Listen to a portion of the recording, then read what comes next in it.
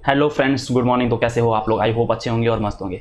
तो चलिए आज हम 2D ज्योमेट्री का नेक्स्ट पार्ट करते हैं, जिसके अंदर आज हम फाइनली स्टार्ट करने वाले स्ट्रेट लाइन के बारे में।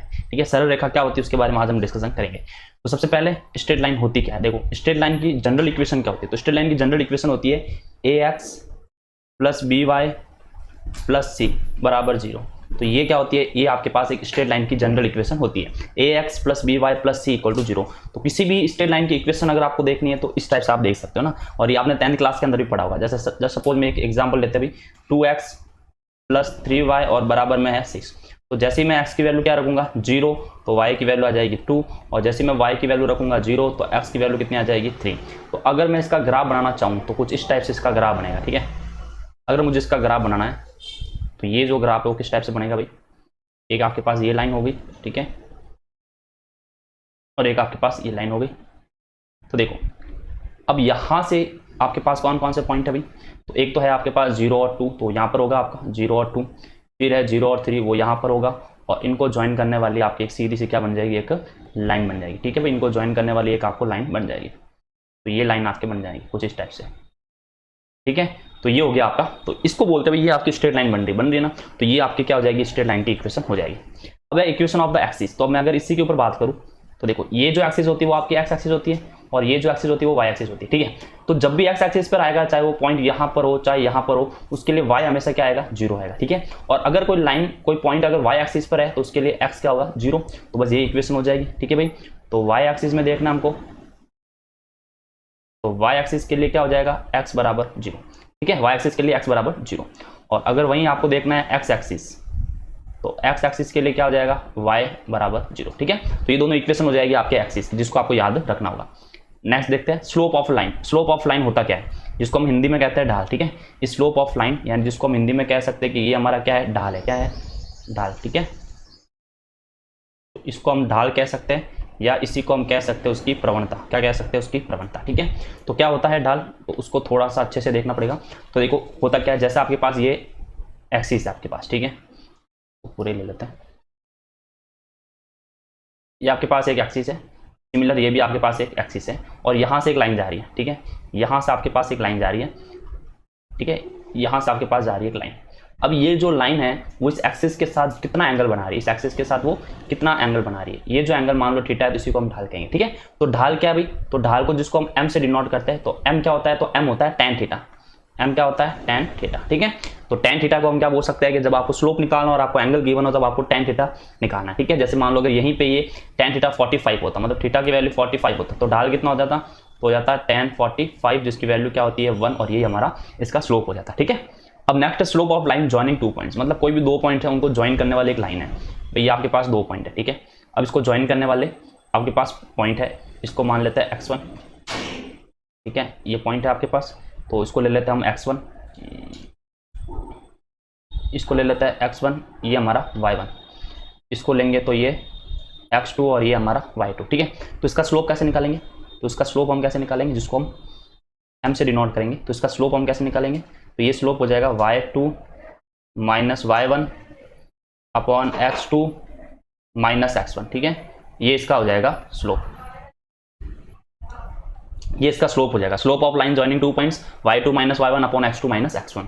और आई होप ये बात अच्छे समझ आएगी, बड़ा कॉन्सेप्ट कोई बड़ा है नहीं इसके अंदर। ठीक है, okay. Different form of the equation of line. Different form of the equation of line में क्या है अभी? जनरल इक्वेशन तो आपको पता है, जनरल इक्वेशन होती है ax plus B Y plus C बराबर 0। स्लोप फॉर्म में क्या होती है? जब आपके पास स्लोप गिवन हो तो इसकी फॉर्म हो जाएगी y equal to mx plus C. ये होती है हमारी स्लोप फॉर्म। ठीक है, ये इसकी क्या हो जाएगी? एक स्लोप फॉर्म हो जाएगी y equal to mx plus C. देखो हम चाहे तो इसको भी यहाँ से कैसे स्लोप निकालेंगे, तो इसको देखो थोड़ा y को एक तरफ रखना है, बाकी सब चीज़ों को उधर भेज दो भाई। ठीक है, तो माइनस का ax और माइनस का c, और यहाँ से y की वैल्यू क्या हो जाएगी? Minus a upon b x minus c upon b. तो ये जो है वो हमारा किसका काम करेगा? m का। तो बताओ m किस क्या हो जाएगा आपका? Minus a upon b. भाई माइनस a क्या है भाई? ये है x का गुणांक, है ना। a क्या है?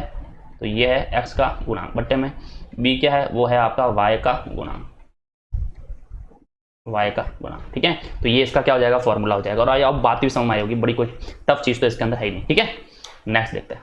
जब क्वेश्चन आएंगे इसके ऊपर तो और ज़्यादा आपको कॉन्सेप्ट क्लियर होंगे। The equation of the line which makes 30 degree angle with x axis and cut on intercept of 2। अब देखो यहाँ पर ये जो सी है ना, ये इंटरसेप्ट का काम करता है और अच्छे से पता होगा कि इंटरसेप्ट होता क्या है, ठीक है। जैसे मान लो कि मैंने एक लाइन ये ड्रॉ की और एक लाइन यहाँ ड्रॉ की और एक लाइन यहाँ पर मैंने ड्रॉ की, ठीक है। तो यहाँ पर ये जो आपको पार्ट दिख रहा है, ये जो आपको पार्ट दिख रहा है, ये वाला सी है, क्या है ये सी, ठीक है। तो वहाँ पर इसी की वैल्यू 2 दे रखी है, मतलब इसकी वैल्यू, ये सी क्या है अभी, तो सी यहाँ पे अंतखंड है जिसको हम इंटरसेप्ट बोलते हैं, क्या है इंटरसेप्ट, ठीक है।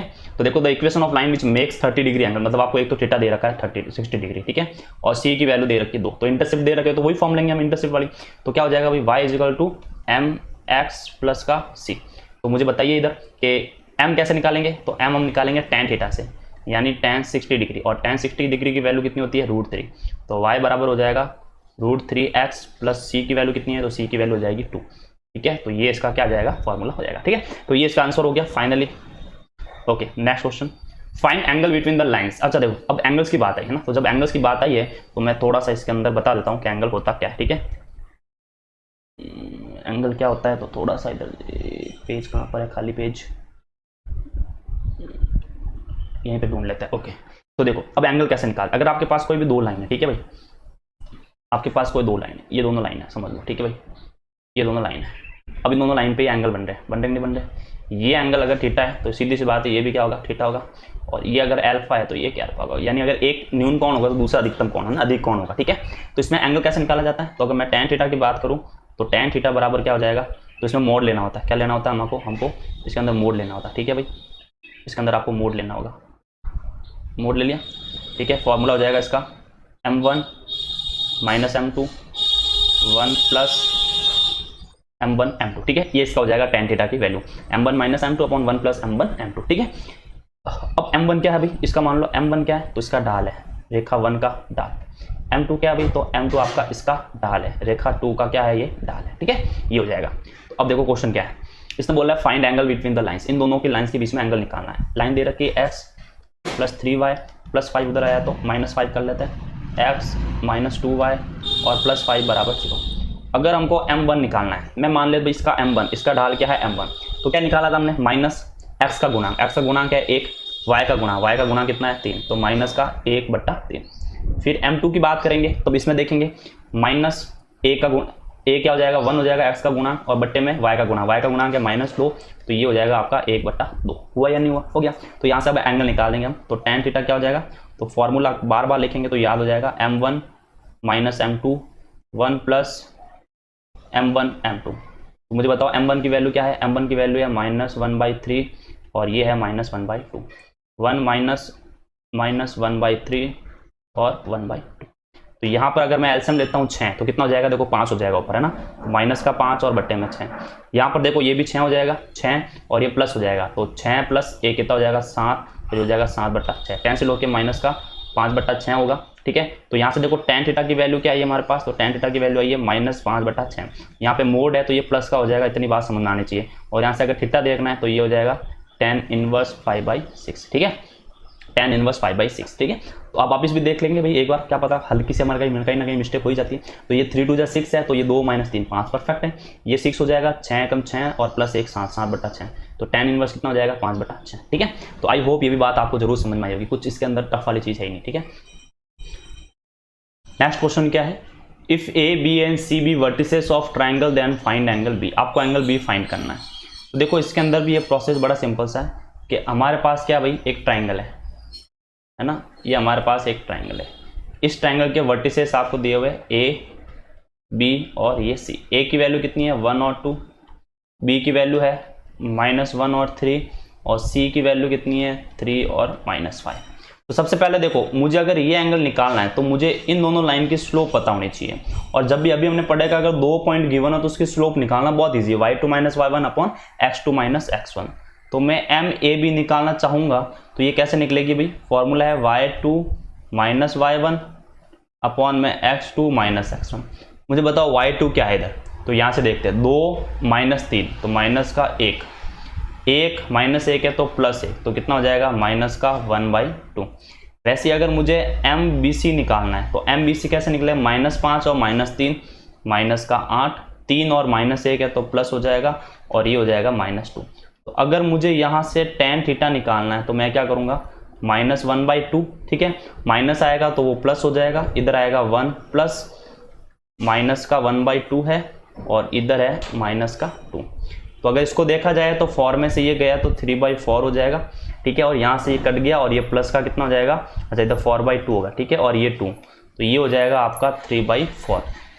तो यहाँ से थीटा की जो वैल्यू है वो हो जाएगी tan इनवर्स 3/4 और ये हमारा इसका आंसर आ जाएगा, ठीक है। तो बड़ा सिंपल सा लॉजिक है इसके अंदर। नेक्स्ट क्वेश्चन देखते हैं। इक्वेशन ऑफ लाइन पैरेलल और perpendicular to a given line, मतलब आपके पास एक लाइन गिवन है भाई, सीधी सी बात है, हमारे पास एक लाइन गिवन है जिसको हमने बोला है ax + by + c = 0, ठीक है।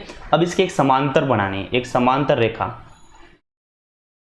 तो देखो समांतर रेखा में क्या होगा, जब इनकी समांतर रेखा बनानी है तो आपको क्या करना है, कुछ भी चेंज नहीं करना है, ऐसा का ऐसा ax + by रखना है और प्लस का कुछ k कोई कांस्टेंट मान लेंगे, ठीक है। और इस k की वैल्यू जो है वो उस कंडीशन से निकलेगी, कौन सी वहाँ पे कंडीशन है, यदि किसी बिंदु से गुजर रहा है मूल बिंदु से तो बिंदु 0, 0 ले लेंगे, इस टाइप से हम निकालेंगे, ठीक है।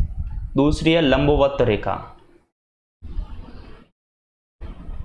तो लंबवत रेखा में क्या होगा, इनके चेंज हो जाएंगे, ये हो जाएगा bx, ये देखो ये b है वो x के साथ हो जाएगा, यहाँ प्लस है तो माइनस साइन चेंज हो जाएगा और यहाँ हो जाएगा ay और प्लस में क्या आ जाएगा k, और ये भी k कैसे निकलेगा, किसी कंडीशन से यहाँ की वैल्यू निकल जाएगी, ठीक है। क्वेश्चन करेंगे तो ज़्यादा कॉन्सेप्ट क्लियर होगा। क्वेश्चन देखते हैं। उस रेखा का समीकरण ज्ञात कीजिए जो बिंदु 2, 1 से गुजरता था रेखा के लंबवत है। देखो ये वाली जो आपको रेखा दे रखी है इसके लंबवत है, अगर लंबवत है तो मैंने क्या बोला, चेंज करो कोएफिशिएंट, 7 को x के साथ ले लो, ये माइनस है तो यहाँ प्लस हो जाएगा और 3 को y के साथ ले लो और प्लस का k = 0। अब ये जो बिंदु ये जो लाइन है वो 2, 1 से गुजरती है भाई, बिंदु 2, 1 से गुजरती है, पासिस थ्रू 2 and 1। तो अगर ये गुजरती है तो पॉइंट रख दो भाई, 7 × 2 प्लस का 3 × 1 और प्लस का k = 0। 7 दूनी 14 और 3 17, उधर गया तो माइनस का 17, तो यहाँ से ये हो जाएगा 7x + 3y और माइनस का 17 = 0। तो ये यहाँ पर पॉइंट होने वाला, ठीक है। तो ये हमारा आंसर हो जाएगा, ये इक्वेशन आ जाएगी। Next question. उस रेखा का समीकरण ज्ञात कीजिए जो बिंदु से प्रतिच्छेदन से गुजरती है उसके समांतर है। देखो पहले इनका प्रतिच्छेदन बिंदु निकालना पड़ेगा, यह है x + 2y - 5 = 0 और एक इक्वेशन है 3x - 4y + 5 = 0। तो इस प्रतिच्छेदन से गुजरती है और रेखा के समांतर भी है, तो उसके लिए क्या करना पड़ेगा आपको। तो पहले मैं यहाँ पे इसको देखो, इसको मैं अगर 2 से मल्टीप्लाई कर दूँ, क्योंकि मुझे एलिमिनेशन मेथड से वैल्यू निकालनी पड़ेगी x और y की, तो 2 से मल्टीप्लाई करूँगा तो ये हो जाएगा 2x और प्लस का 4y और ये हो जाएगा माइनस का 10 = 0। माइनस कोई करने की जरूरत नहीं है तो कट ही रहा है डायरेक्ट ही, ठीक है। तो ये हो जाएगा आपका 5x, ये कितना हो जाएगा, माइनस का 5 उधर गया तो प्लस का 5, तो x की वैल्यू कितनी आ जाएगी, 1, ठीक है। यहाँ तो कोई प्रॉब्लम नहीं है, x की वैल्यू जैसे मैं 1 रखूँगा, ठीक है, इधर रखा मैंने 1 + 2y - 5, तो यहाँ पे ये 4 हो जाएगा और उधर गया तो प्लस का हो जाएगा और 2 से डिवाइड किया तो y की वैल्यू 2 आ जाए। मतलब ये जो रेखा है आपके पास, रेखा क्या है अभी, रेखा है 2x - 4y + 7, ठीक है। अब इसके अगर मुझे समांतर रेखा बनानी है तो मैंने क्या कहा, इनको ऐसा कैसा रखो, 2x - 4y प्लस का k बराबर में क्या रखेंगे, 0। k की वैल्यू कैसे आएगी भाई, तो k की वैल्यू आएगी हमारी कंडीशन से, क्या बोला इसने, x 1 और 2 से गुजरती है रेखा, बिंदु 1 व 2 से गुजरती, तो यहाँ के अगर गुजरेगी तो हम वैल्यू रखेंगे 2 × x की वैल्यू 1 रख देंगे, -4 y की वैल्यू 2 रख देंगे और प्लस का k, तो ये हो जाएगा 2 - 8 प्लस k, तो k की वैल्यू कितनी आ जाएगी, 6, तो ये हो जाएगा 2x - 4y + 6 = 0। चाहो तो 2 कॉमन भी ले लो तो हो जाएगा x - 2y + 3 = 0, ठीक है। तो आई होप ये कॉन्सेप्ट आपका क्लियर हुआ होगा कैसे इसको करना है, ठीक है। नेक्स्ट वीडियो में और भी इसके ऊपर क्वेश्चंस करेंगे।